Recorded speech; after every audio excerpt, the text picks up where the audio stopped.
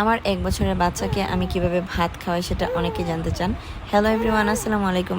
আজকে আমার বাচ্চাকে যেভাবে ভাত খাওয়াই সেটার রেসিপি নিয়ে আসলাম। প্রথমে আমি আমাদের রান্না করা ভাত মেশবাটিতে ম্যাশ করে নিলাম। এরপর রান্না করা তরকারি থেকে ১ পিস তেলাপিয়া মাছ উঠিয়ে সেটাকে বেছে ভাতের সাথে মিক্স করে দিচ্ছি। এরপর আমি ঝোলের সাথে একটু গরম পানি মিক্স করে নিয়েছিলাম ঝোলটাকে একটু পাতলা করার জন্য, কারণ অনেক বেশি মশলাদার খাবার আমি বাবুকে দিই না।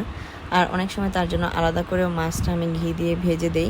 যাই হোক, আজকে এত কিছু করার সময় ছিল না, তাই এভাবেই দিয়েছি। আর এটার সাথে অনেক সময় আমি ঝোল থেকে সবজি, ঢেঁড়স, আলু, মূলা এগুলো তুলে আর কি তার জন্য নিয়ে আসি এবং মাছের মতোই মিক্স করে দিই ভাতের সাথে, এবং সে খুব মজা করে খেয়ে নেয়।